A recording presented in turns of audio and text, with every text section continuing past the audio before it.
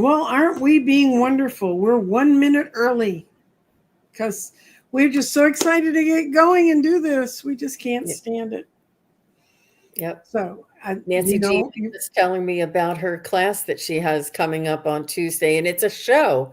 And mhm. I love it. I love your Tuesdays. Yeah, this Tuesday we're going to be looking at dowsing.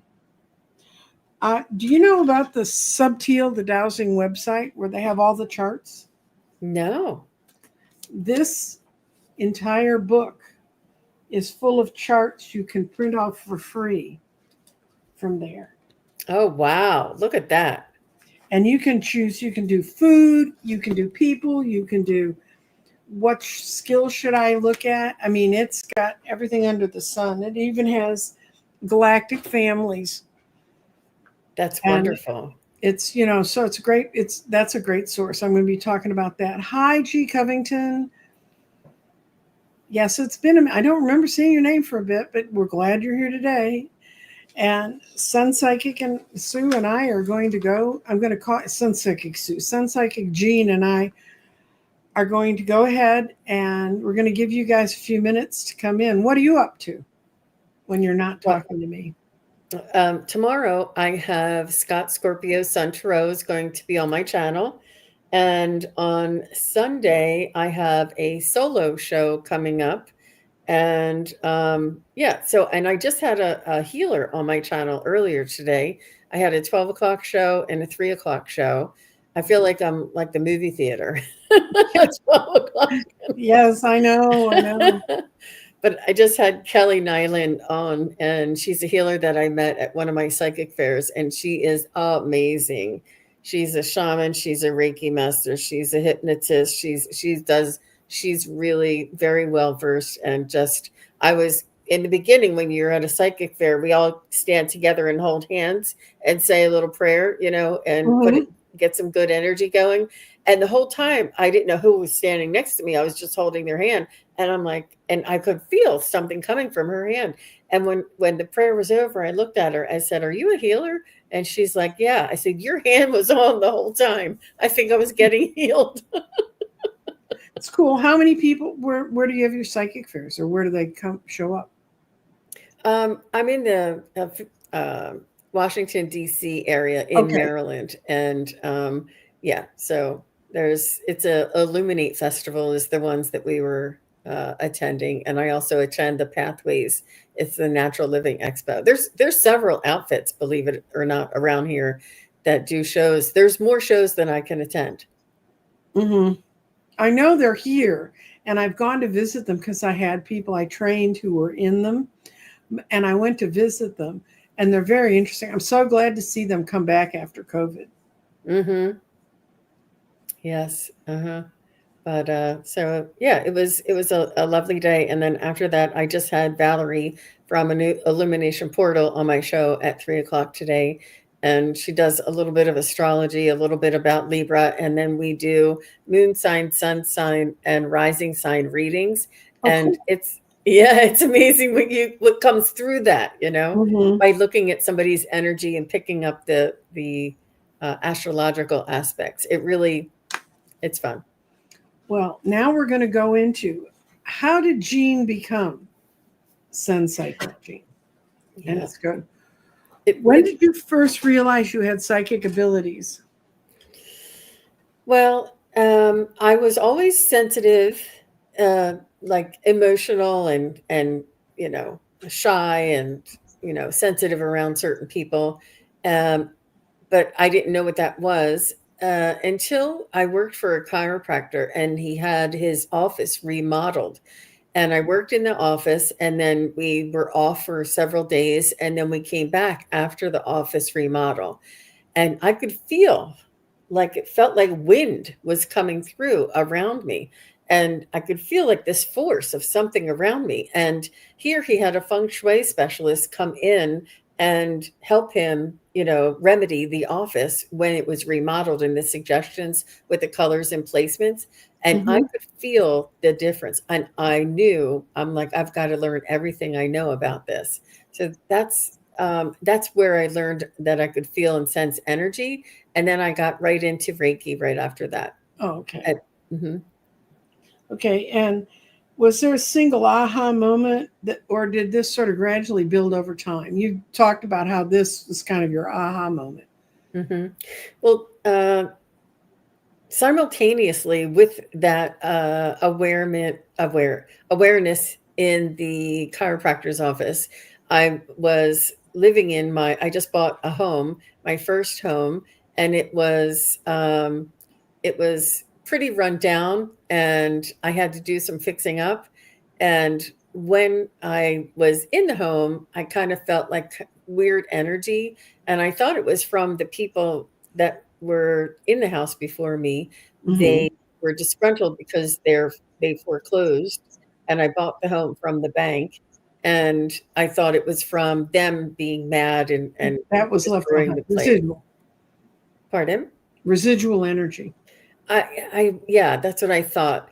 And then after I fixed it up and I put all my touches on it and I was living there, I still felt like something not right in it. And I actually had a ghost in my house and I actually saw him, and I do have a witness. And it was just the huge turning point, and it was happening simultaneously with my awareness opening up too. So, Yeah. Nothing wakes you up quite like seeing a ghost. yep. And I knew about ghosts. I believed about ghosts. And it's not until you see one with your eyes that it just changes everything. So that is what drove me to find out who he was, why he was there, what happens, why wasn't he dead? I wanted to know everything. Mm-hmm. And that's what sparked it all. Well, good.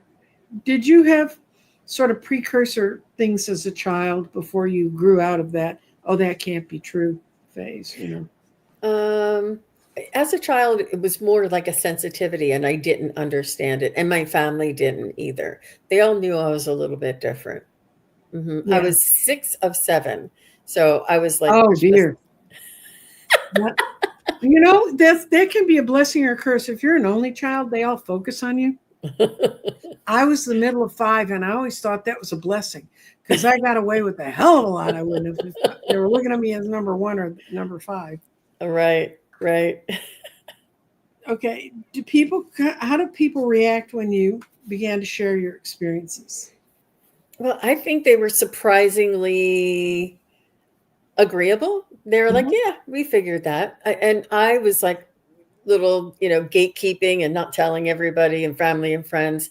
And then when I told them, they're like, "Yeah, that sounds like you. You've always been interested in that kind of stuff." And I'm like, "You're not shocked?" So pleasant surprise. Yeah, I found out when I went to my high school reunion, my 50th high school reunion. Everybody used to fight to be in my study groups, and I just thought it was just because I was such a bright person. But it ends up, I used to write out 90% of the questions that would be on the test.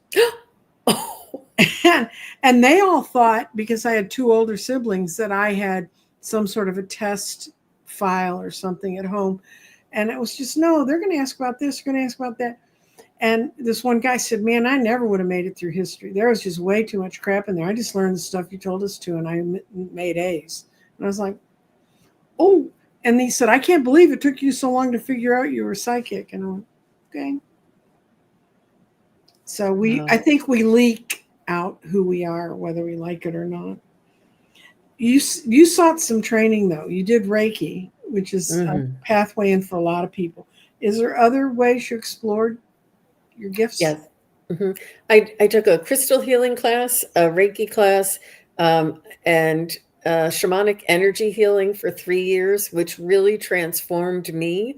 It helped me to look at my own stuff, my own perspective, my own understanding, and how it relates to the world, the humanity. It really changed my perspective and the dynamics around me, and I really evolved through that, and I came out the other side definitely more aware, more evolved, and more in tune with the energies around me. It was just such a blessing for me myself, and I think it primed me in order to be here at this time as in the psychic medium field. Okay.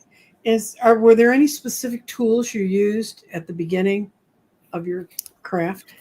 And it's the pendulum is one that I've used since I was working with in Reiki, and they Mhm. train us to check the chakras and things like that. And I have just always relied on it. I have uh, a series on my YouTube channel, me using the pendulum.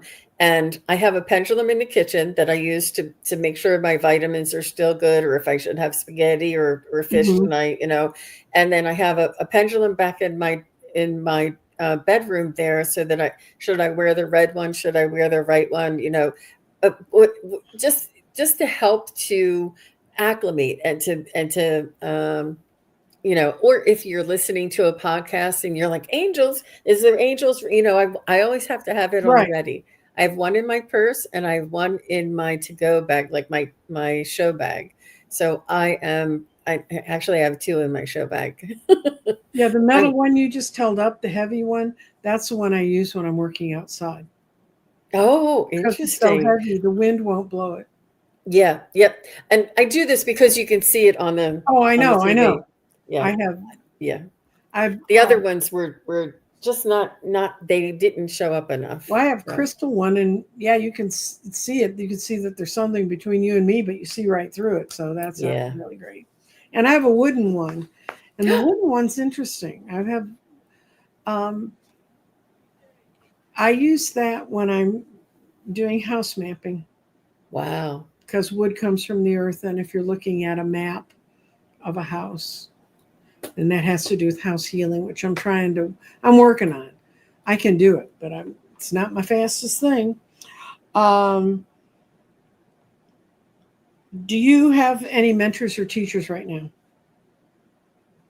I am currently taking the a course from James von Prague, and I review it and go back over it over and over, and just the nobody else formally. Okay. What's the best advice any teacher, when you were working with a mentor, what was the best piece of advice they gave you? Trust, trust, trust. Um, and it comes in layers, Mm-hmm. but the repeated trust, Mm-hmm. and it sort of allowed you to open up and allowed you to let go, but to trust yourself and trust what you feel and trust your instincts. That's right. And that's the hardest thing I think sometimes, like, why am I doing this? Kind of that kind of creeps in. How do you learn the difference when you're working on your psychic things? How do you tell the difference between what's a psychic impression and what's your own imagination? I get a little bit of a feeling, and it's very subtle. um, it's like a shift in the energy. It has a vibration to it that comes through strongly, and it also comes through in a way that maybe I wouldn't have phrased it, or in terms that I'm not usually familiar with. um, and it's profound. I've had things come Mhm. out of my mouth that have changed me because of what I heard come out of my mouth. Yeah. Yeah, and sometimes we're hearing for ourselves. I always tell people when I'm reading you, I'm reading me in a way. And I'll go, oh my God, yeah, I do know that's what needs to be done here. I mean, just the lessons are Yep. endless. Hmm. Okay, have you ever doubted yourself? All the time. All the time, I second guess and doubt myself. It's, I wonder, it's part of, mm, it's, uh, it's just part of humanity, I guess. We Mhm. second guess ourselves. Did I do the best job I could? Was any of that something that I may have heard somewhere before, or did I provide a healing information to them, or did I give them enough? Did I explain it enough? Always. Hmm. Mhm. Yeah. And how'd you just push through? You just went ahead and did what you needed to do and let the chips fall where they may? Well, I think it's a way. I don't know if it's ever a go in me, but I think it's a way for us to try not to be perfection, but to allow and trust that the Okay. information that was intended, and that is one of the prayers that I ask, that what's most important for you to hear is my intention, and that is for their highest good. Um, and trusting that whatever it was that I did say was for their highest good. Good. And it's not only what I said, but how they heard it, because I can only control what comes out. I can't control what they receive. They could be Mhm. thinking of something else and miss that whole bit, you know? I know that's the hard part. What was me, and was the connection complete? Did it get completed? Um, have you ever had your abilities gone through strong and weak phases, or have you found things where they get weaker or they get stronger? Yes, and I think it's tied to my energy Mm-hmm. and my health, and whether I'm sleep enough, fed enough, and or overworked. And sometimes the energy that comes off of the computer Mm-hmm. really drains me, so I need to be away from the computer. um, yeah, and sometimes I say sometimes it comes through in drips and drabs, a Mm-hmm. little bit at a time, and I feel like I'm struggling to get some information. And other times it's like a fire hose, like I can't even stop it. It keeps coming Mm-hmm. out. I I don't know. Yeah, if I And knew I why. wish I could control that, because that exhausts me when I'm getting so much. You need to be doing this, work on this, work, and I keep getting all the impressions, and I finally have to sit them down and do a matrix and say, okay, what do I need to do now? What can wait? And which ones have I picked up that really aren't going to be relevant? That when I really look at them hard aren't going to work. You know? Okay. Have your abilities. Oh no, we did that one. How do you protect your energy? Well, I ask my um, angels and guides to help to protect me. I also use my own energy as a force field. I strengthen my chakras, auric field, and build my own energy of protection, of high vibration, of love and light. And I trust that that is there with me whenever I need it. Mm-hmm. Good. Yeah. Do you have any go-to rituals that you use? I'm I'm just over the moon with chakra balancing rituals.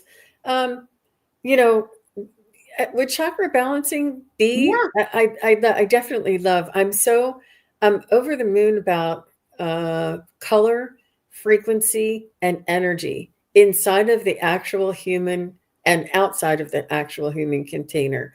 I I'm passionate about it in a way that is not logical to my egoic mind, and it's something that I'm driven to study, to practice, to examine, and to just envelop myself in, and a lot of journeying and meditating. Yeah. Okay. And do you think psychic abilities are innate, and can anyone develop them? Um, uh, what was the my spirit guides gave me the. I was on with Val from Dragonfly Crystals, Mm-hmm. and my spirit guides came through with an analogy that I didn't think of, and they said it's like cooking. Mm-hmm. Some people can short order cook. Some people can make dinners. Some people can, you know, uh, cook for a banquet. Some people can cook at a restaurant, and some people, cook and sell their food worldwide. It depends on the degree in which you're passionate about it and uh, mm, uh, put energy towards it. Right. And that's just how it is. Everybody can if they tried, but whether they do and how well they do depends on, the degree. Yeah, and we certainly live in an Instacart world where they try to order him. I taught my kids to cook, and they all can cook, but I was a chef's apprentice in the pastry kitchen, so I know how to do things with pastry. And yet then I ended up on keto, and I can't make anything I ever learned how to make. But that's okay. It was part of my path to learning that, was to go through that. And Hmm. that's what you'll do with your skills and abilities. Has your work changed your worldwide view or your beliefs about life and death? Now, there's this little question. Yeah. It has helped me to understand and keep things in perspective and to mitigate my own reality and my own nuclear family and my life here. Um, and you can't unlearn or unhear or unsee these things once you know that Mm-hmm. there is more. There's life after death. There is the loved ones who I have never met, who I can see and tell you what they look like, are talking to me through me to you.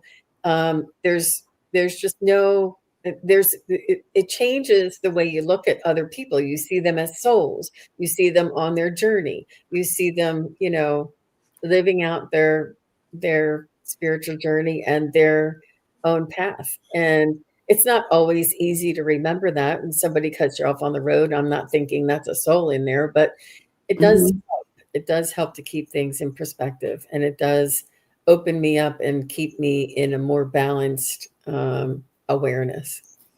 Good, because yeah, I definitely think that's the truth. Um, one of the most powerful. What is one of the most powerful readings you've done, if you can share it? Yeah. There was one recently, and I did a past life reading for a client, and it was that she was in a back in the gold rush days, back in the 1800s in the Mm-hmm. Wild West, and she was a deputy, and she was a male in that lifetime, and the whole town loved her, and the whole town felt very safe whenever she was, in town. The Mm-hmm. sheriff, on the other hand, was somebody who wanted all the glory and didn't really care that much about the people, where the deputy would help everybody out and Mm-hmm. be there.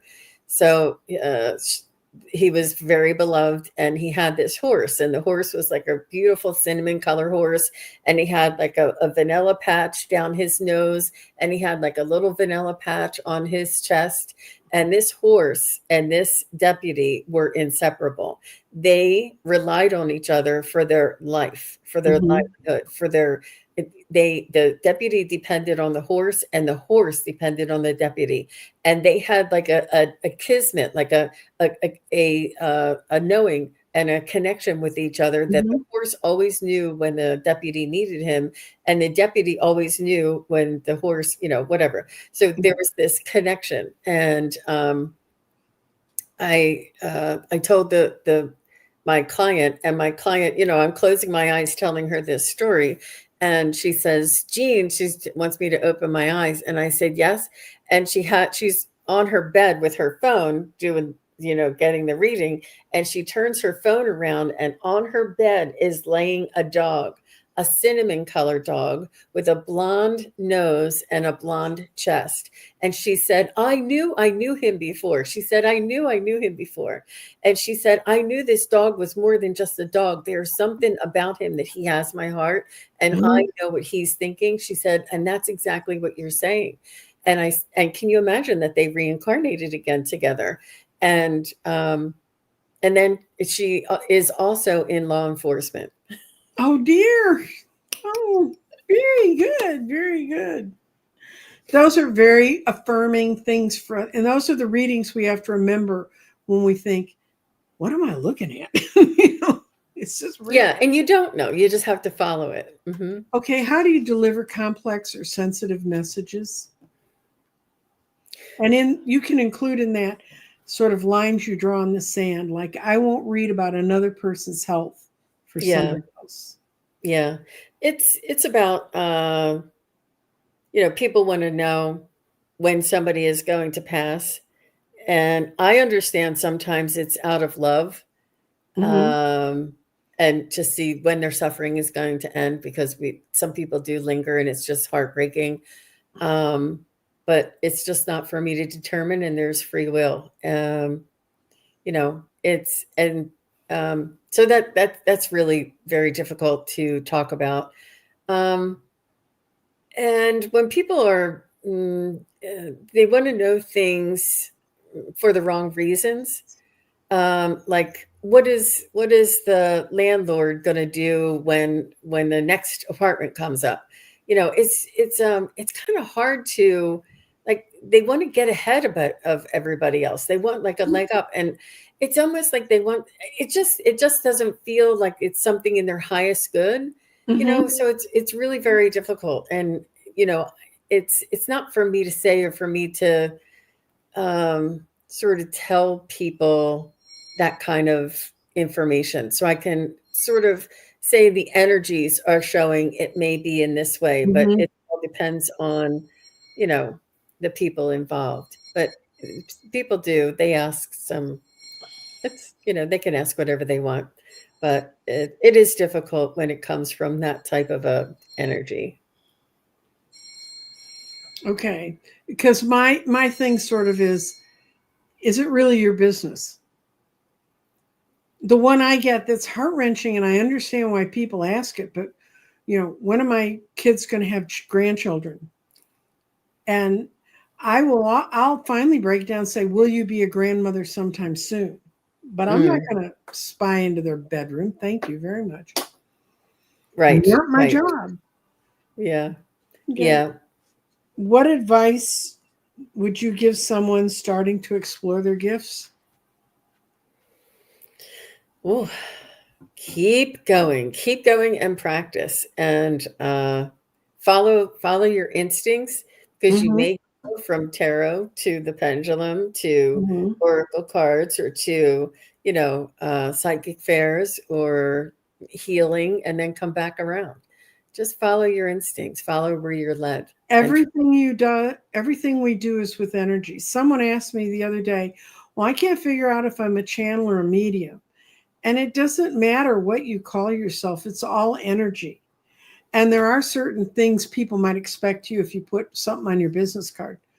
But I just printed up some new business cards because I'm going to work an event tonight.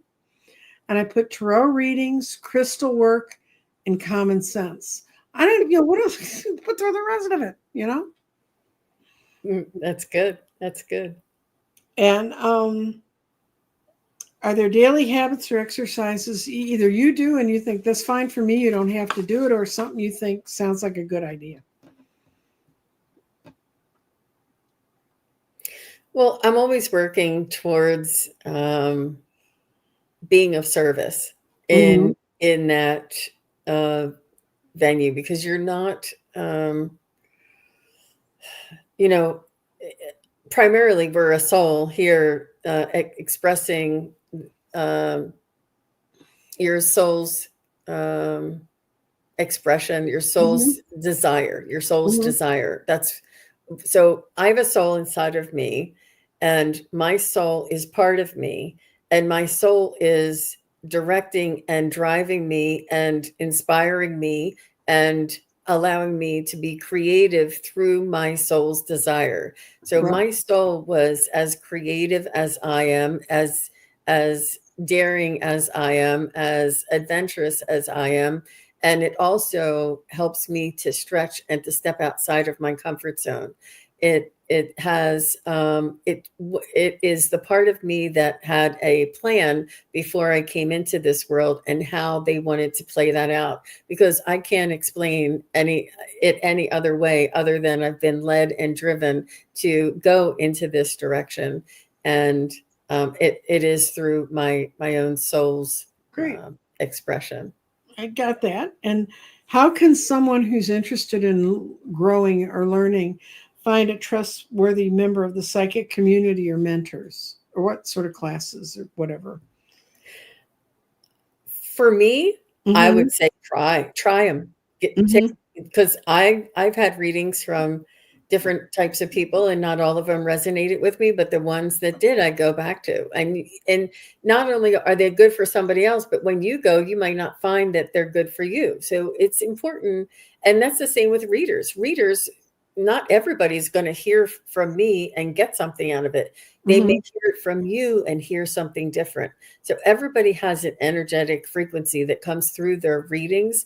And for me, even the best person, the most popular person, didn't resonate with me, and I was let down. I'm like, wait a minute. But for somebody, and works the other way too. Mhm. Everybody has something to offer, and you're here to help people who can get that information or that frequency and vibration from you and your readings. Very good. And I agree. I think not everybody's everybody's cup of tea. And that's why when people want me to say, but thus and so reader said this, and I'm like, first of all, I didn't hear him say it. And second of all, I don't know what the question really was. So, and if you're going around using us to verify each other, that's also not a nice thing to do. It's kind of rude. I mean, take what you want from me, but don't play comparisons. Okay. Now, here's the easy question. This is the last one. What's the biggest lesson you've learned in your psychic journey?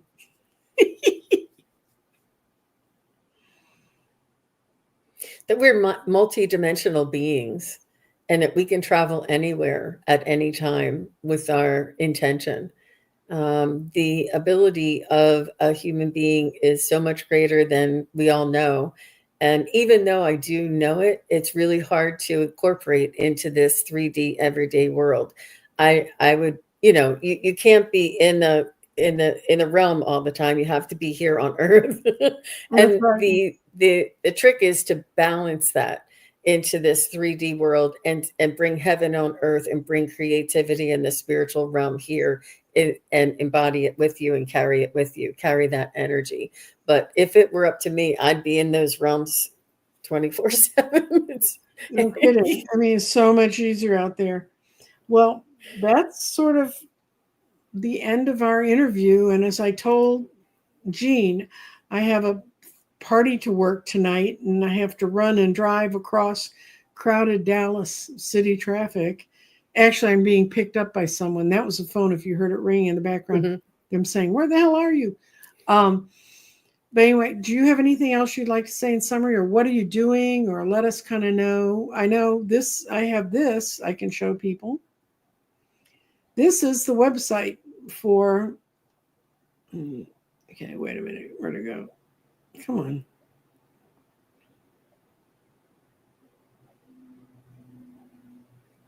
Well, my website is Okay, yeah, sunpsychicgene.com. And I just didn't push the right buttons. I'm that's sorry. okay. And uh, I'm on uh, I'm on TikTok. I'm on Instagram. I'm on Facebook. I'm on YouTube. I do live readings. I do most of my readings through Zoom. I do events. I did ghost stories events. I did a chakra healing workshop event, and it's all found on my website. But um, I just appreciate the time, and I love connecting with your energy, and it was a lot of fun. Well, it's a lot. For me, it's interesting because everybody's story is a little bit different. It's tweaked a little bit differently, and they find different ways to do things. And what this is what I most want to teach people is that you can do this stuff too. And it doesn't mean I don't want to miss out on a reading by doing a reading for you or building you a crystal grid or whatever else. But I think you need to learn about the energy that's flowing around the earth right now, because we need more people working like Jean does with the positive side of the energy. Well, thanks. And with that, I'm going to close our thing up, and everybody say bye. See you, everybody. Bye bye.